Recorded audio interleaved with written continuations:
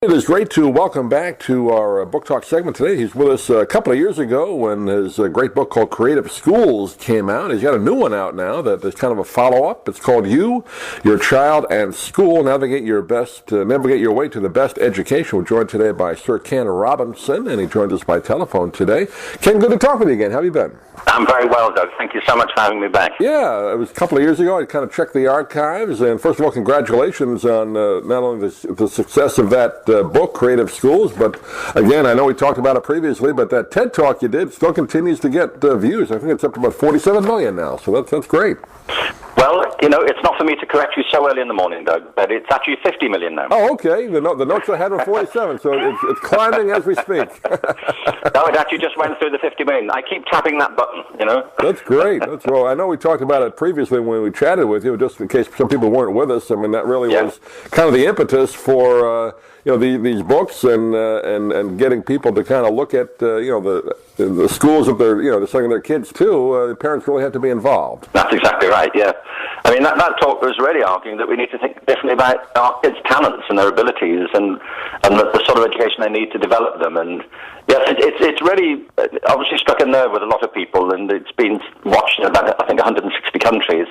And this new book is directly for parents, because I'm often asked by parents, and I am a parent as well, what sort of education do our children need these days, and is what they're getting at the moment appropriate, and what about big issues like all the testing that goes on, and school choice, and all the pressure of homework. And so I really thought it would be helpful to parents to offer some information, some advice on those issues and what parents can do about them. Yeah, that's been, I know, an issue everywhere, but particularly in, where we live here in the Sarasota, Braden, and Tampa Bay area. I know a few years ago it was a big controversy. A lot of the teachers were very upset. You just mentioned that they had the standardized testing, and a lot of schools were just teaching to the test, and that really kind of made a lot of parents angry that the kids really were just put under so much pressure just for one test, and they really weren't learning anything else. Well, I think that's right. And I'm not speaking in this book or in the previous one in criticism of schools. I mean, there are wonderful schools out there, and I've been in education my whole life, and teachers are dedicated professionals. I know this is true.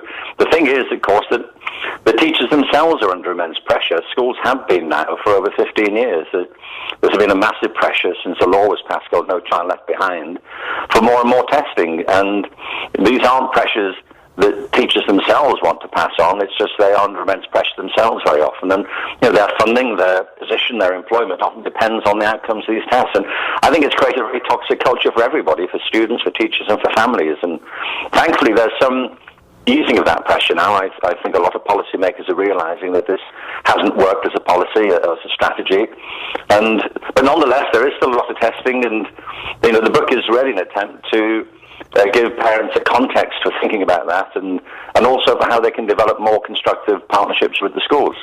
Yeah, I know, and you talk about it in the book, the different types of schools. I mean, even down here in our area, there's charter schools, there's some of the private schools. I think I mentioned last time we talked, I went to a Waldorf school in Long Island. There's one of those down here, Montessori That's schools. Right, yeah. So parents have choices now, but you really have to kind of interview these schools and find out, make sure you're making the right choice. That's the difficult part. It is difficult, and there are some great charter schools out there. I visit schools, and I know that some of these schools do a wonderful job. Equally, there are wonderful public schools as well. And, it's sometimes assumed, to hear the political rhetoric that charter schools or independent schools are inherently and necessarily better than local public school. And they may not be. And what I've argued in the book is that parents need to think, as we all do, about, what about our individual children? What are their talents? What are their abilities? If anybody listening to this has 2 or more children, I guess that's a lot of people, I'll make them a bet, and my bet is that their children are completely different from each other. We have 2 kids. I mean, they're kids. I mean, we think they're kids. They're 33 and 28 now, but they're kids to us, and they are very alike in some respects, but you would never confuse them. They have different personalities, different interests, different talents. So that's the first place to start, and then to think about, what kind of education will help them develop their best potential and their own talents. And then you have to look at the world around you and say, what sort of world are they moving into now? Where the world our kids are living in is very different from the one that we grew up in, and it's going to be very different in the years to come. So it's about looking at what counts as a good education, and it isn't necessarily just test scores or how many kids go off to Ivy League schools. It's the whole balance and quality and dynamic of the experience they have here and now.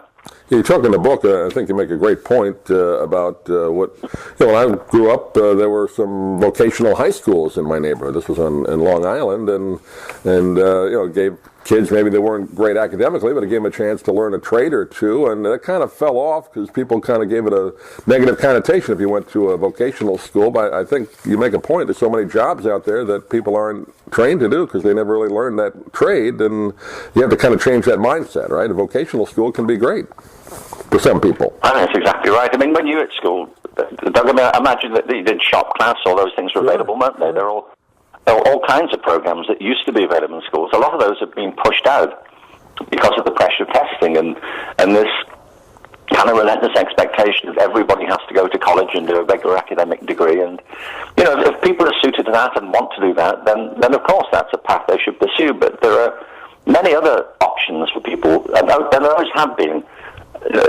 in absolutely essential areas of work and areas that may suit their own talents and interests better.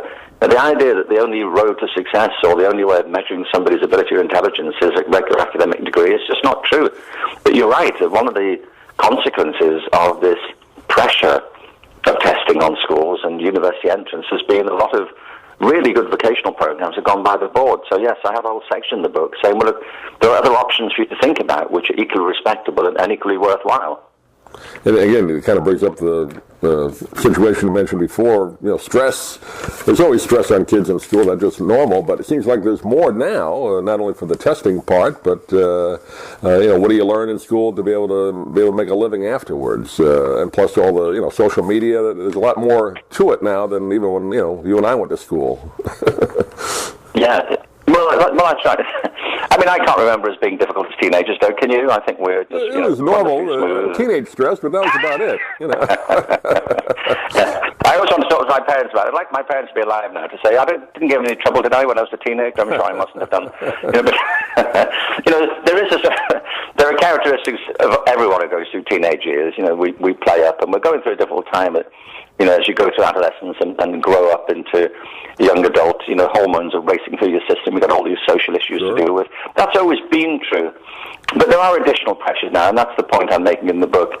The pressures of social media. There's a lot of evidence to show that if kids spend too much time on social media, it can be counterproductive and even have negative effects. The constant need to keep up with performance school, the competition in school now, the competition for places. It's not me saying this. There's a lot of research to show out there that our children are suffering from all kinds of anxiety these days that was not so true when we were young. I mean, take a very specific example. For example, in elementary schools, in many schools now, there's much less time for play, for recess, for kids to get up, run around, and do what kids ought to do. And that's a very important part of early growth and development.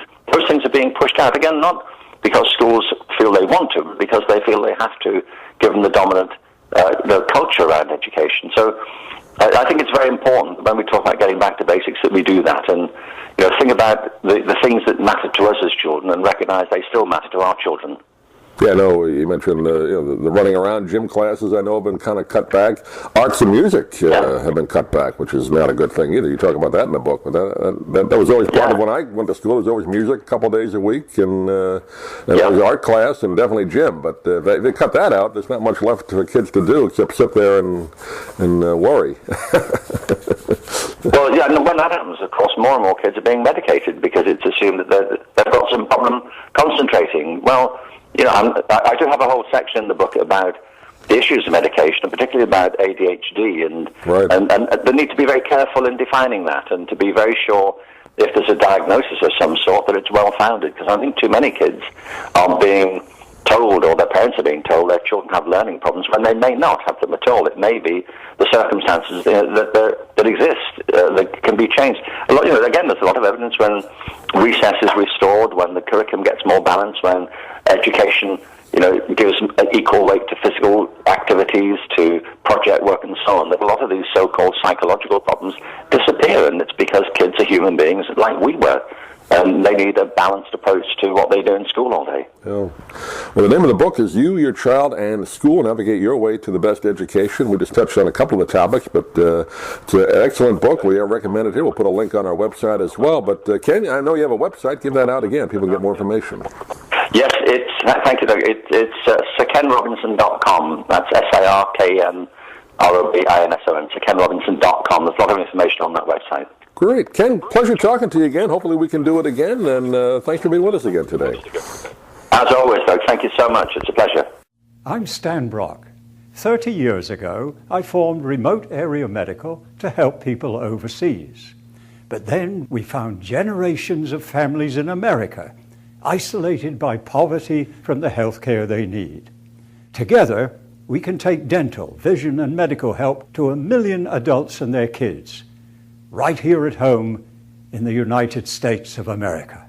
If you'd like to order the book we're talking about, please go to DougMilesMedia.com and enter the author's name in the Amazon search box. Thank you for listening. Please come back soon for more conversations here at DougMilesMedia.com. This has been a presentation of Doug Miles Media, all rights reserved. You can listen to or download previous programs at iTunes, Stitcher.com, or DougMilesMedia.com.